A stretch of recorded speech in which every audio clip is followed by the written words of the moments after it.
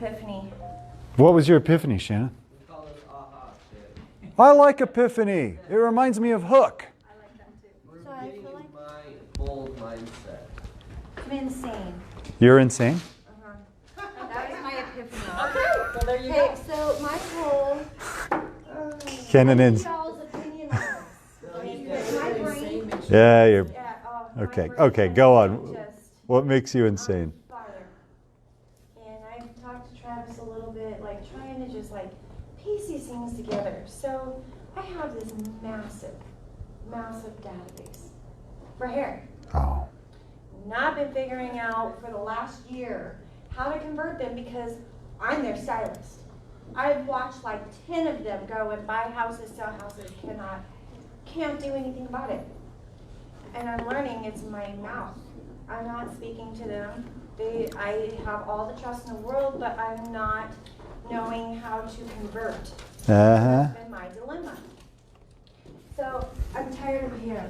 My body's beat up. I'm like, it's my passion. I absolutely love it, but my body can't withstand it. Like Yeah. these women, they'll work me to the grave. Like I will be up until midnight if I let them. Mm-hmm. So I'm like, how in the heck can I get these leads, get them converted, get some email addresses just so I can start doing a touch, right? And then I had this epiphany. And I've got to take it even further than that back. But I have shut my salon down. I'm not out in the public anymore. My clientele base is so large, I just shut it down. Like, Yeah. I have not worked my page. In fact, I had a following of over 3,000 people, and I took my page and I shut it down Yeah. about 2 years ago because I couldn't work it. It just was too much. Kicked myself in my butt because now I have all those people that I could have brought in, but I didn't know. I'm like, how can I go back and do this? So here I am, back to full-time, back in the public, doing the contest, building back up like the way I did before, and it's already taken off. But if I get them in my chair and I nurture them and I speak and I get referrals, but then my product line. So I was going to start this product line, and all these women, they want it. Well, I start utilizing all these things. Nonetheless, what it comes down to is my leads are paying me. Your ladies are paying you. My leads. Your leads. So I'm utilizing my leads because it's like, well, how do I get leads? Yeah. Well, I'm going to get my leads through the salon, and my salon is going to pay me to get my leads, to get more referrals, I like it. to get it out. I like it. That was my epiphany. Like, are you kidding? That'll be a gold mine in Bold when you're coming up with your 100 contacts a week. I'm like, That was, will like, be. completely ingenious. You spend all this money to get leads, and here I am. I'm like, get paid to get leads. Neil's in Bold. Did you register? Bold? Not yet. Not yet? You're going to do it right after this class? Just first step. Just come to the one day. Okay. Nathan's watching. Nathan's coming. Kenzie? I'm going. Yeah. Ian? Bold? Yeah. Yep. Yeah. Massey's? Massey's? What? I don't think I'm going to go this Will you come to the first day? Maybe. Yeah. We'll talk about that. We'll talk about that. All right. Let's do customer experience. Right. So this is a class, this is a KW University class. I took it in Denver. It was, oh man, I can't even remember who taught it now. But really incredible instructor. You know, these ones they fly instructors in for. If you guys have a chance to go to any of these, please come. You know, I'll do better inviting you, making sure you know about them. They're incredible classes. It was a one-day class. This is the 1-hour version that I came up with, paring it down. So chapter 1, know thy customer and know thyself. That's kind of what you're learning, Shannon, is knowing your customer. Oh, burp it on the microphone. Without customers, our businesses are not very useful. We would not be in business. Okay, duh. But remember that. Remember that. They're not just a transaction. Remember that the customer is like a real person and they keep us in this business. Last night, I signed a listing from someone who bought the house through me, and he's one of my air traffic controllers. I've got the air traffic controllers out of the Aspen Tower, and they're awesome because every 2 to 3 years they move, and new one comes in, and they're like, you got to call Travis, you know. Love it. Yeah, remember who your customers are. Remember, without them, you don't have anything. Okay, your story. What story do I want my customers to tell about me? That's what you need to think about. What story do you want your customers to think about you? It feels like there should be something more on this slide, but there isn't. I guess it's a blank page for you to write. Right. For you to write. Think about that. What do you want them to say about you? So that's saying we need to sit and think that out of what would, Yeah. What do people say when you're not with them after you've helped them? Right. What are they going to tell the next person? And think about that when you're with them. What things might you want them to say? Right. Yeah, what might, yeah. Because I think that if you look at them as a customer, they always just want to be a customer. If you look at them as a friend and how you would treat your family, you're going to go deeper with them and they won't forget you. They'll treat you the same. So if you want them to tell a story that you're an amazing person, well, usually they'll talk highly about their family, but with a customer and they've just done business with you a couple times, they're like, yeah, they're good. But if you build that really tight niche, they are going to expand on who you are as a person. So it's like touching just a little bit deeper than just a customer. Don't look at them as a customer. That is a way of thinking about it. And the caution that I would give you is that you need to look at them like more than family, because if you piss your brother off or your sister or whatever, they're still your brother. If you piss your customer off, if you just say something, they're like, you know what, there's tons of realtors, I'm going to go get a different one. So remember that. And also the professionalness. You don't have, this is one of the hard things about dealing with a friend, is they know you. Maybe they were out partying with you one night. And it's hard to get past that with friends because they see you as the person who was out partying or whatever it is. You know, the person who confided in them that you don't know how to get your kid to eat his beans. And so be careful of that you do create a professional relationship too. So the way that I've approached, I guess I have a barrier already set in place. It's always been, I don't cross that boundary. So when they come in, Yeah. it's what comes into this room stays in this room. You can talk Mhm. to me, tell me whatever. Yeah. When you leave, it's your life. This is Yep. my life. It's never been like I won't go. Of course, I have my best friend, and she's also my client, but that's my best friend. Yeah. Everybody else, I don't go out with them. They don't know my personal life. Like, I don't. Okay, well, do is that really a friend? But the way that you treat them, Yeah. yeah, it's big. Sure. Like, they don't know much about me. Uh-huh. I know everything about them. They spew to me, but it's how I treat them. I keep Yeah. it professional. They know I'm open ears. They know I'm here. Yeah. A little bit more than just, yeah, give me your business and then get on your way. Oh, sure. Well, and that's what this is about. But it's finding that separation. Like, Yes. you could still have that relationship, but you could still keep things separate. Like, I don't know how I've done it, but that's a huge thing right there. That's a huge statement right there. How do you want people to... How do you want people to see you? Would you guys like to have this a little workshop-y, or do you want to just hear me talk?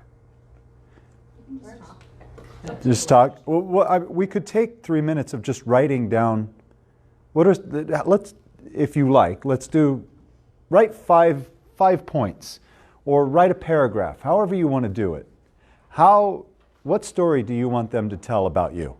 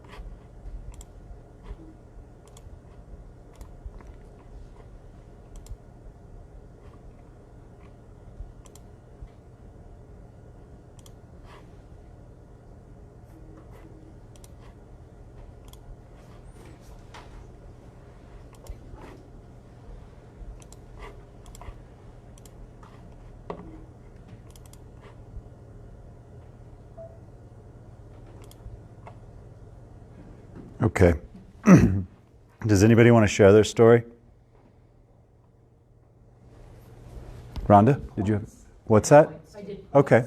What do you think? A couple of mine say she listens, she searches, like if someone was, why did you pick her or why did you use her? I want them to say things like, she listened, she searched for my wants and needs in the market, she stayed in touch with me throughout, solved any problems that I had throughout the sale and after, and then respects my differences and unique needs, and is always available. It was available for me. That's a good big one that respects your wants, their individual wants and needs. Yeah. Yeah. Have you ever walked into a house that you thought, oh my God, but they loved it? Oh yeah. Yeah. Oh yeah. Kenzie? I want them to talk about my kindness and my willingness to help, the dedication that I have to my job, my sense of humor, my knowledge, and my morals and ethics and how I respect theirs. Those are good ones. Those are good ones.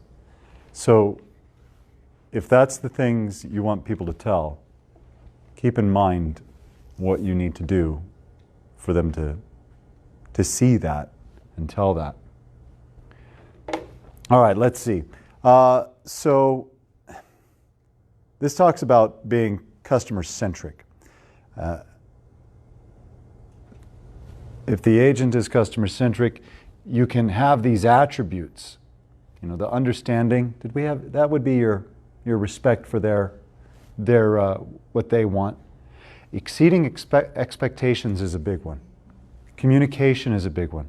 I have that class on communications in a transaction. That's a big one. Let's see. Stay relevant. Know your market demographic. That's an important thing, knowing your market demographic. Who are your buyers? Who are your sellers? Are they the people that you work with? Are they the people that you know through your salon? Is that your market demographic? Nathan's got a lead that he's working right now from golfing. That's kind of his demographic. My demographic was, when I was starting, tended to be people without kids, because I was a person without kids. And it has changed a little bit over time to be, more career and the people in your sphere, the people you know, your demographic may wind up being like you. Know your preferred communication styles. How do you like to get your message out? I would say the difference on this one, though, too, or a side note, is know their preferred communication style. How do they want to communicate with you? And that usually is, they show you how they want you to communicate with them. If you call, email, and text, and they text back, well, then you know they like to communicate by text or Facebook. I like using Facebook to put things out. I hate it when people want to communicate with them. Know your value proposition. This is in the MREA. We did a class on it too. This is a big one. This is a big one for confidence and a big one for being able to deliver that service. What do you bring to this transaction? We don't have a copy of that in here. There is a page. Do you have a copy, Rhonda? Is that what you're digging for? No? Okay. Who's read the MREA in here? The whole thing? We're almost done. You're almost done with it? You're reading it together and then discussing the chapters? Yeah, sorry. Okay, I've started it. Millionaire real estate agent. I don't know what this Yeah. 3/4 of the way done. 3/4 of the way done? Good. Yeah. I'm almost halfway. Nice. Ian, I've started it twice. I haven't finished it. you haven't finished it? Okay. At least you're honest. Yeah. Yeah, it gets very deep into completely running a team and completely being It this. does. Which is And different. that may not be That one. totally what you have going on right now, but there is stuff that you can take from that. For you have a team, and if you don't have, the saying, if you don't have leverage, you are the leverage. So if you don't have an assistant, You don't have a buyer specialist. You don't have a listing specialist. That's you. Exactly. You're just doing all of those things. And so if you understand how to run a team with those people, you understand what you need to do. And you guys kind of are a team. Yeah. And so, And we're kind of in that section right now where it's like, you know, if you don't have an assistant, you're the assistant. Or Yeah. if you don't have any helpers, you're everything. And we are everything. you are everything. But it does make you think of, you can put that Right. onto someone else later, get some help later. And on that, You'll need it later, that kind of stuff. on that leverage, this is kind of a neat thing I was turned on to yesterday. I'm going to see how it goes. At 11:30 today, I have a phone meeting, Zoom meeting with Cyberbacker, which is virtual assistants, people in the computer. It's a company that was created by a former MAPS coach. And a lot of Keller Williams use it. So let's see how that goes. Know your value proposition. It's in the MREA. And we had a class on it. There's a YouTube or a Facebook class. Know what you bring to the table. Why you? Why you? What makes you special? What makes you different? And you know, what do you do that's so awesome? I know you all have something that's different. You all have value. You may have value that you don't realize too. You may have value that you don't realize, and you may have values that you take for granted, just like, well, yeah, everybody does. But no, maybe not everybody does. And even if everybody does everybody tell their buyer or seller that they do, whatever it is? You know, do they mention that? Because if you're up against 2 or 3 other real estate agents and they didn't mention this thing, they all do it, whatever it is. They all, you know, maybe they all have some syndication system that gets the listings on all of the websites. But if you have KWLS and gets it on 350 different websites, and nobody else mentioned that, that may be one of the things that just cinches it for you. Activity. Oh, right. Okay. We're gonna do this. This comes out of the workbook. This is me. I just took the slideshow that they have on KWU and cut out a lot of stuff. Let's talk about exceeding expectations. How can you exceed expectations? Going above what they're expected of. If you're expected to get a deal done, go above and beyond. And Well, let's talk about some examples, because that's exactly what it is. Well, first of all, I didn't spend much time talking about expectations back there. The difference between expectation and reality is disappointment. If expectations are here and reality is here, there's no room for disappointment. If they're here and here, they're huge. So if you manage expectations and you get reality as close to it, or maybe a little past it, exceeding, you have no disappointment. You have pleasure and you have satisfaction. So how could you set expectations and then exceed them? Let's say with communication. What's an example? First of all, you have to know what their expectations are, Mm-hmm. so you can exceed them. And how do you know what they are? Listing meeting, buying meeting, just ask them. Ask them. Yes, ask them. Also, maybe if there's something that you don't want to ask them, what, you know, how often do you expect me to get in touch with you? And they say, every hour. Every hour. Right? Okay, now to exceed that expectation, you've got to get in touch with them every 45 minutes. That's an extreme example. Right. So maybe instead of asking them what their expectation is, say, I'm going to contact you every Monday and Friday. Every Monday and Friday, I will be in touch with you to let you know what happened over the weekend. Bare minimum. And to let you know what happened, you know, during the week. That's a way to set an expectation. And then the way to exceed it would be to, you know, give them a call on Wednesday too. Anybody have another example? I have an example. So Yeah. in a negotiation, if you talk with your client first, you come up with a price point, and then you go into negotiations through an offer and it exceeds that, you fought for it and you are bringing more to the table than what they expected. Yeah, I see you, Ian. Is that on her comment? No. Okay, then we get a little risky there. Like you're saying, they say, "Well, see if you can get them up to 200,000," and you get them up to 202. Is that what you're saying? No, like, so what I'm saying is, like, when you are first listing a home and they have brought up what they're hoping for, what their expectations are to get Right. out of the home, and you are there to try and deliver that. Uh-huh. But through negotiations with, and you're able to raise the bar and get them more home, more value in their home, or more price for the home, I should say. You've exceeded that. So you're saying you get them more than what they listed it for? Yeah, so if you are going above Yeah. your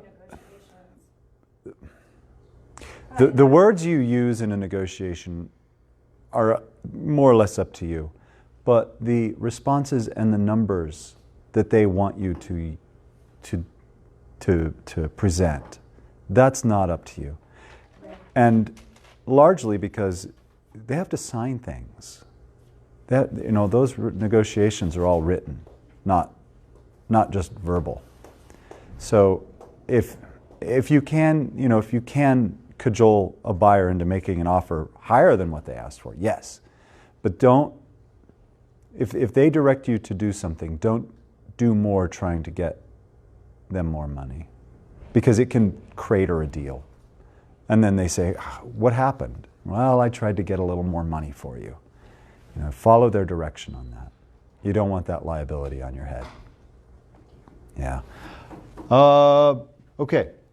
I deliver an exceptional experience for my customers by blank.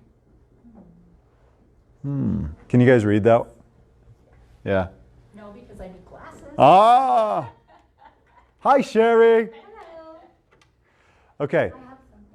How do you exceed? How could you? Just some ideas. I deliver an exceptional experience for my customers by, this can be simple, by making sure there's a bottle of water on the desk for them when they come in. Whenever anybody comes in, there's a bottle of water on the desk, or, anything like that. Staying in good communication. Staying in good communication. Yeah. What else? What else can you do to exceed? Oh, I'm sorry, Ian, you had one on the last one. It's cool. And What was it? I feel like it kind of, I think expectations are huge for the customer experience. And I feel like the perception is, when you say things like when you're working with a buyer, I need, at least 24 hours lead time, whatever, people think, well, they'll go find somebody else. And that's a limiting belief, because what we find when, we do this is that they respect you way more, and your schedule, and they see you as a professional rather than just a flying all over the place, Yeah. So, That's a really good point. yeah, I think expectations are huge for the customer experience, because when you lay it out in the beginning, it just makes us a smooth, we're on the same page. You try to set expectations 2 weeks in, you're gone. You're lost. Then it's a battle, and it's not fun. Yeah, that's a really good example. Like if someone calls you and said, "Hey, this just popped up. I want to go see it in an hour," and it's 7 o'clock at night or whatever. You wouldn't call your attorney and say, "Hey, I want to come in and talk to you," or "Hey," to your doctor, "Hey, I'll be by in an hour," or "Hey," set those expectations. Yeah. You're right. They respect you for it. And I don't think in our industry anything has more of an importance than 2 hours. No. Stuff, if you get a phone call that somebody got in a car wreck or something, that's immediate. But nothing that we do in our business has to be done in less than 2 hours. Yeah. Anything. Go ahead, Sherry. Can I beg to differ on that? Yep. I just want to know what you guys think of this case. Like, I had a client, she called me on a weekend.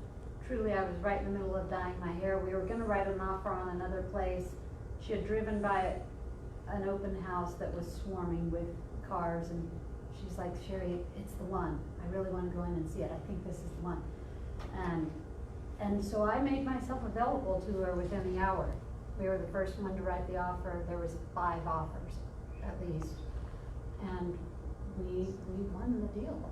Did you win the deal because you were the first one in?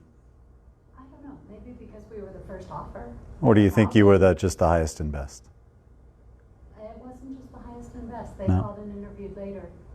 And I had contacted the agent and said, I'm going to be bringing you one. He was at a game. Surely, I just knew, they knew we were enthusiastic about it. Yeah. Okay. Yeah, it's it's a fair point. Yeah, I mean, I would say as long as you have a buyer's agency signed with them, It- they're not going to accept an offer before the end of their open house. And so say you don't answer your phone. What does she do? She probably goes and looks at the open house, Mm-hmm. and then she says, Sherry, I really like it. I want to write an offer. And so when you're done with your hair, you get that and you say, oh, okay, I'll call the agent right away and let them know. And you let them know, and they say, oh yeah, we got a great open house. We're expecting 4 other offers. You say, great, I'll have it to you in 2 hours. Nothing would have changed. I got you. Yeah, I think he's right. Also, It's weird because you don't know until you've been there, and like you're like, holy crap, mhm. nothing changed. Mhm. You know, Truly, you might be it's right. weird when you experience something that somebody else told you or you heard about, and setting expectations, and then you do it, and people are like, oh, that's awesome, thank you so much. And you're like, I just told you guys you had to wait a whole 2 days instead of tomorrow, next hour. If you set expectations like Ian is saying too, and then that's the expectation, and you're in the middle of dyeing your hair, and you do it in 2 hours. If the expectation was, I will jump anytime you need me to, and it takes you 2 hours to jump, that's not, hey, you said you'd jump right when I said jump. But if you said, I will jump in 24 hours, and you jump in 2 hours, you've exceeded expectations. Yeah. So you underpromise. Yeah. Promise and overdeliver. Yeah. So you say we're getting expectations from them when we meet with them, and then we're setting expectations also. Is Yeah. that out of that little- To an extent. I personally do not like getting their expectations. Okay. So I you're like talking telling them what about- their expectations are. Setting expectations. Okay, Where Yeah. I took that first one as, get their expectations. What are they expecting from you so you know you can reach them? Yeah. And then it moves into us also setting our expectations. Yes. That it's that mutual respect and mutual, If you, so everybody does business differently. Everybody does business differently. And you, at one point in your career, you're going to do business differently than at another point in your career. And if you have gravitas and you have just, the listing appointment I had last night, I set it 8 days ago. Yeah, we'll do it on Wednesday. Just wait for me. And they do. If you can get them to do that. You don't have to be like, oh my God, I'll be over at 7. Right? Right, I hear what you're saying, because it does sound unprofessional almost when we're too rushed, too Yeah. available, too. Yeah, and we're not going on the market for 3 weeks. We're not going on the market for 3 weeks. It's yep, here, we'll sign this stuff tonight. We're going to do this. Rather than, well, I'll call you in 3 weeks and we'll get together. Go ahead, Shannon. So I think I even touched on this earlier before we started this class. If you don't set that expectation, they will run all over They will you, run, and yes. you will get burnt, you'll get run down, you'll get tired, you'll get frustrated, and that they sense that, they feel that. And it might not just be one person, it might be you're letting everybody kind of control you. And if you don't set that expectation and schedule yourself and say, this is when I'm available, that people Yeah. will take full advantage of you, but it's bittersweet, because if you are available like that, they look at you like, she is amazing, she's right Yeah. there, she's by my side. But on the flip side, you can't let them say, oh yeah, I could do whatever I want, she's gonna You're right. do it. You're absolutely right. And there's a balance we do, because we need to look available. We need to look like we're not too busy for them. But we also need to look like we got other stuff going on. We're not just sitting by the phone waiting for you to call. You want to be busy, but not too busy. My personal strengths are. What are your personal strengths? Ian, what's yours? You talked about this earlier of like your demographic was a lot of people that didn't have kids. When I got my license, I didn't have any kids. And Yeah. So one of my strengths was I will jump whenever. I don't have kids. Like right now. And Yeah. that was one of my strengths because I could. I didn't Right. have a family. It's like I don't have no obligation. So you call me at 6 o'clock, I'll be there at 6:15. Yeah. And if that's your story, that's your story. Because there is no just right way, because different people want different things. Different people want different things. And, if your strength is not, I have tons of experience, then your strength is, I'm new and eager. That's your, yeah. Available. Yeah, available. Oh, Travis? No, you don't want to use Travis. He's never going to answer your phone, So, you have a strength. You have a story. Think about what it is. My team's strength. Who has a team in here? Ian does. Everybody raise your hand. Yes, Kenzie has a team. Sherry has a team. Neil has a team. Neil, who's on your team?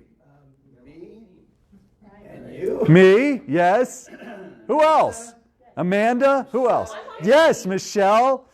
Hell yeah, Kenzie's on your team too, right? Yeah. You got a listing, you can't show it, someone calls a sign. Are you on your own? No. You call Kenzie, you call Rhonda, you call Amber, right? You've got help. You've got a team. You've got a huge team here. That's right. You've got a huge team. Yeah. Not on your own. Remember that. What is your value proposition for sellers? What is your value proposition for buyers? We're spending a lot of time on this slide. I'm going to scoot ahead. These are important questions to ask yourself. Top agents can easily explain what services they will provide anyone who hires them.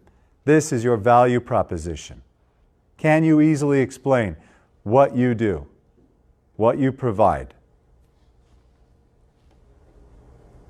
So that's like having an elevator speech, essentially. Yeah. Yeah. So we all Ooh, that would be a fun assignment. We're going to start, as soon as Bold's over, I'm going to institute homework with homework sheets.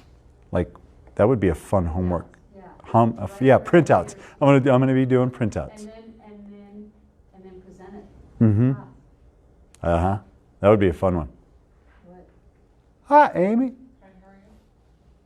I'm good. Okay. Activity. What story do I want my customer?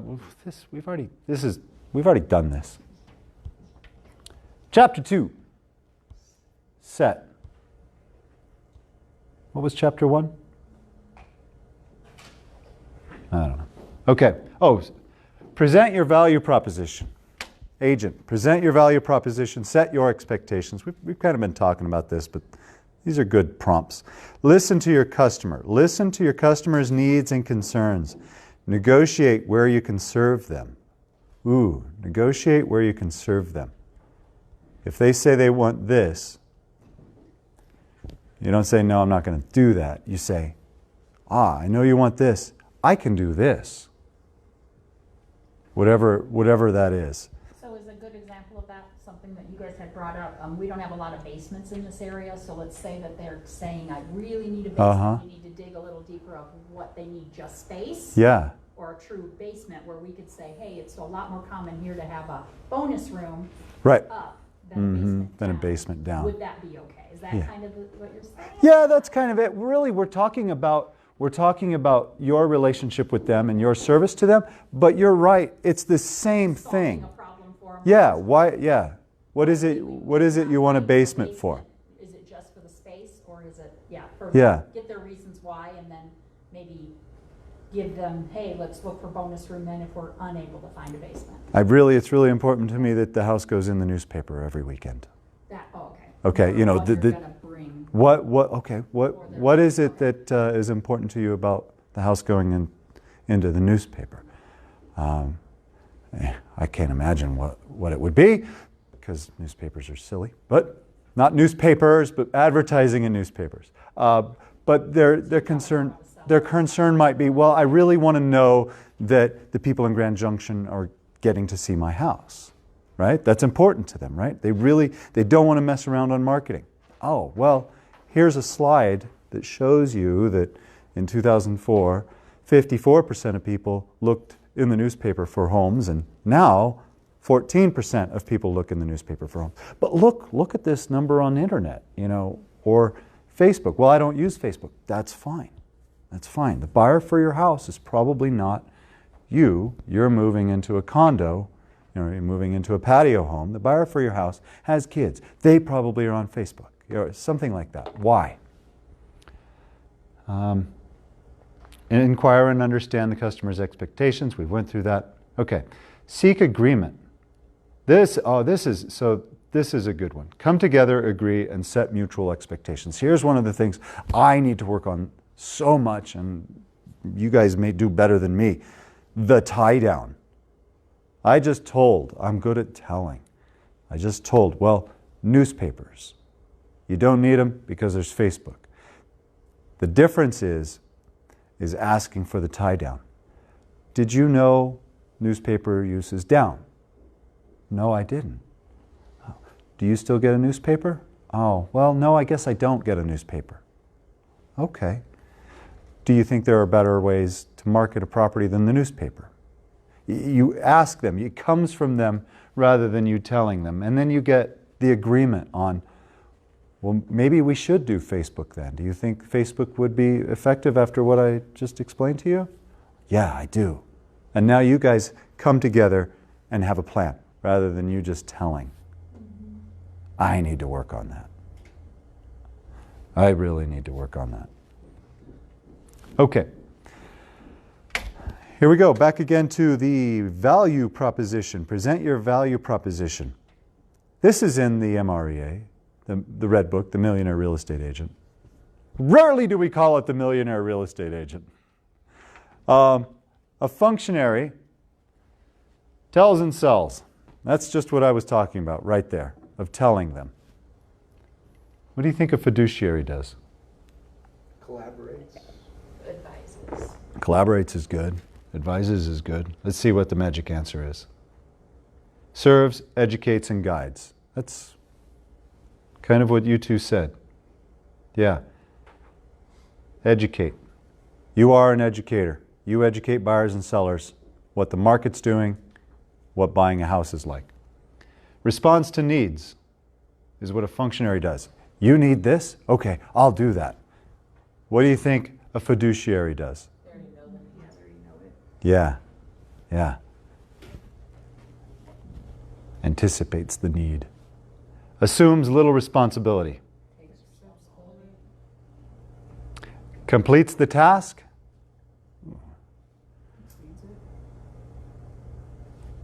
Owns the result. Yeah, that's one with my kids.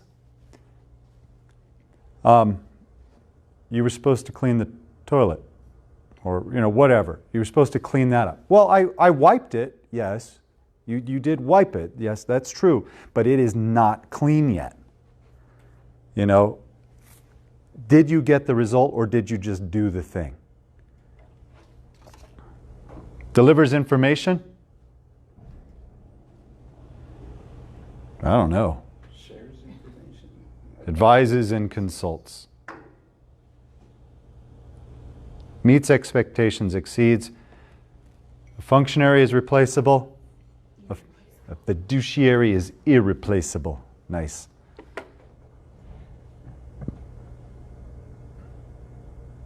Oh, look at this. Functionary makes low dollars. A fiduciary makes high dollars. Our customers expect to have a competent agent who is educated, knows the market, and will protect them in the biggest financial decision of their life. That's from Sherry Elliott, Denton, Texas.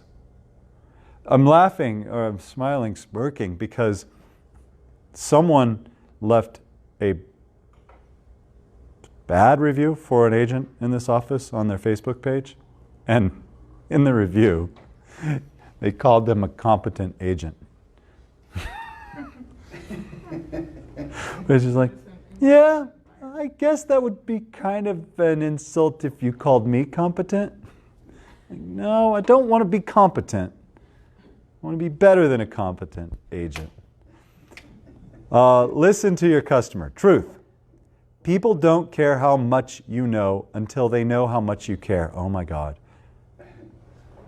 That's like a truth I should get tattooed on me. Because I love facts and yeah. But it's how much you care.